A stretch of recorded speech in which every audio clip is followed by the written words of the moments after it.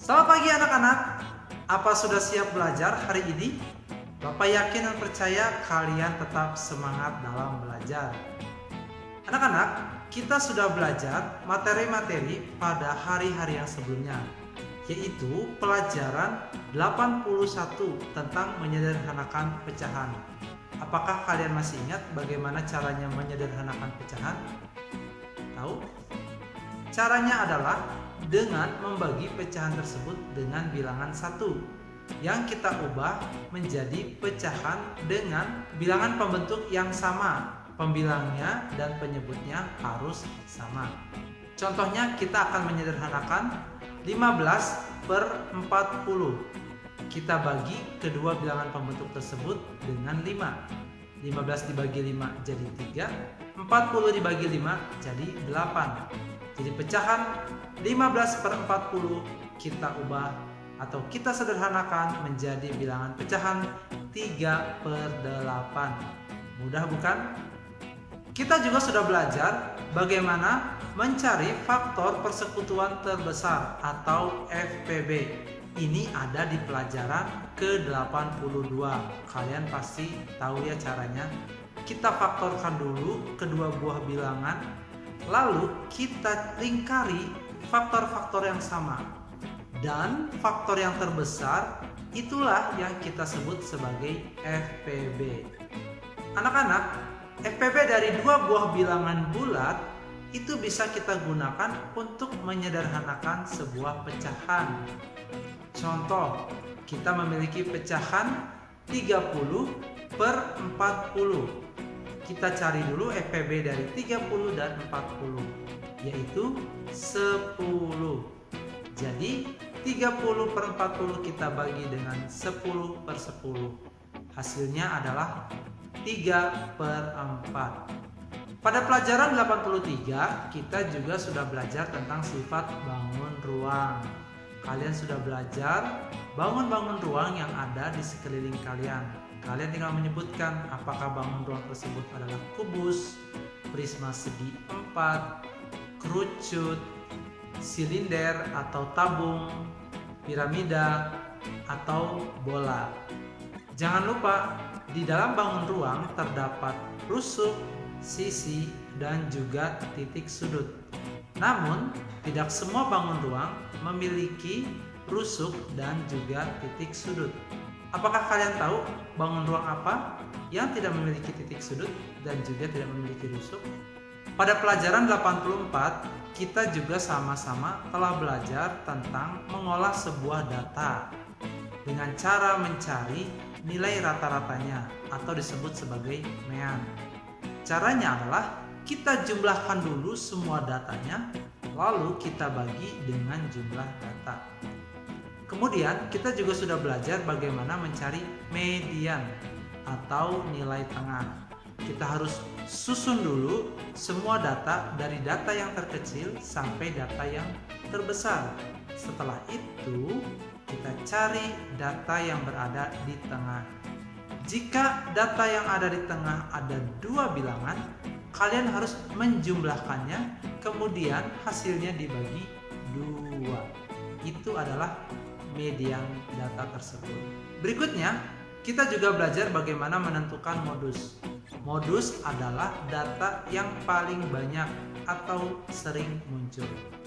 Terakhir, kita belajar tentang jangkauan. Untuk jangkauan sangat mudah sekali anak-anak.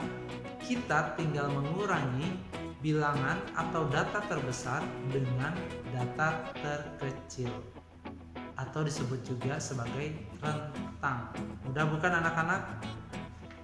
Nah, itu tadi pembahasan tentang pelajaran-pelajaran yang kita sudah pelajari sebelumnya. Hari ini Bapak Mario akan mengajari kalian pelajaran 85 mengenai unit kapasitas. Mari kita saksikan video penjelasannya berikut ini. Anak-anak, pelajaran ini adalah tentang unit kapasitas. Pada sistem metrik, kuantitas cairan diukur dengan satuan liter dan juga mililiter. Di sini kita melihat bahwa 1000 ml itu adalah 1 liter, atau 1 liter itu sama dengan 1000 ml.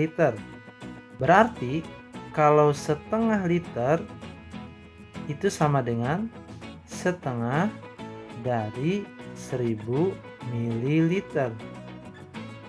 Setengah artinya 1000 kita bagi 2. Hasilnya adalah 500 ml. Bagaimana jika 1/4 liter? Berarti 1/4 liter sama dengan 1/4 dari 1000 ml.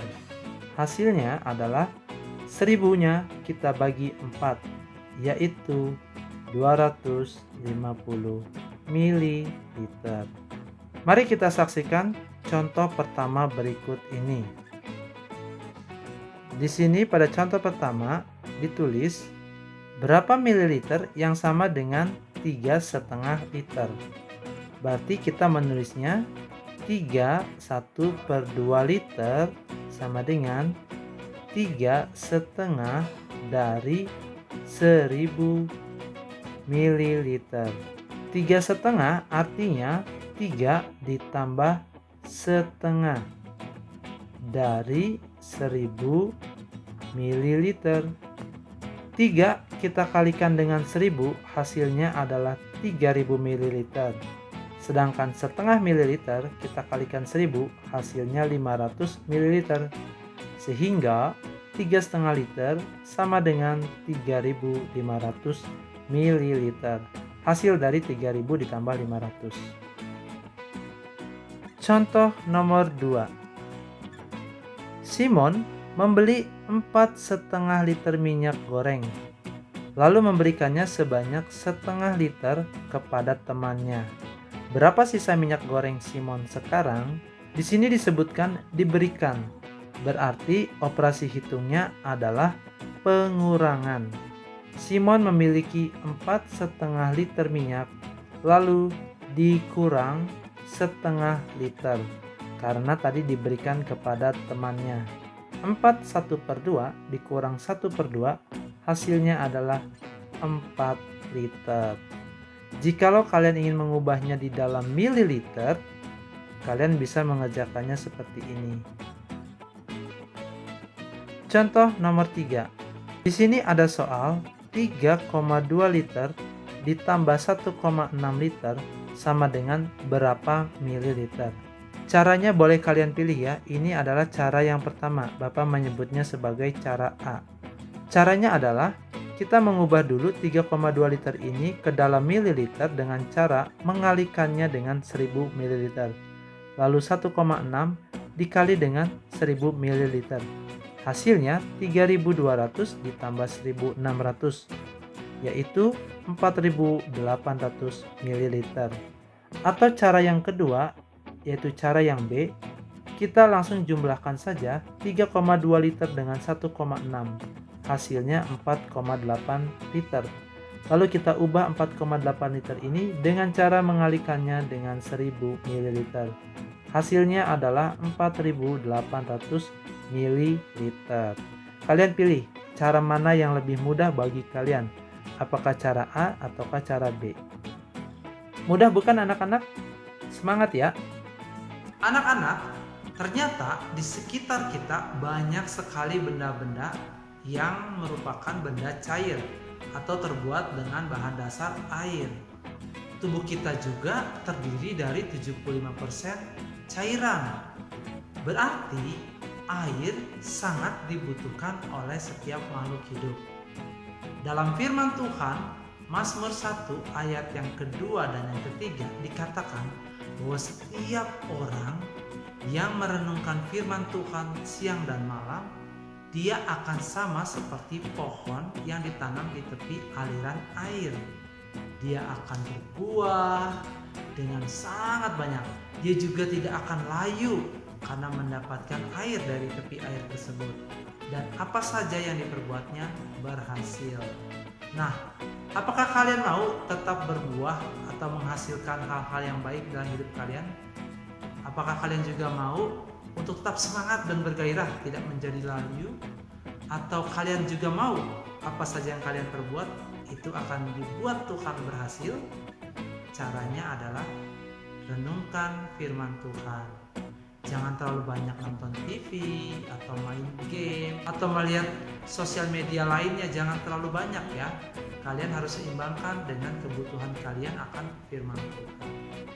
Oke, tetap semangat ya anak-anak. Tuhan Yesus memberkati. Dadah.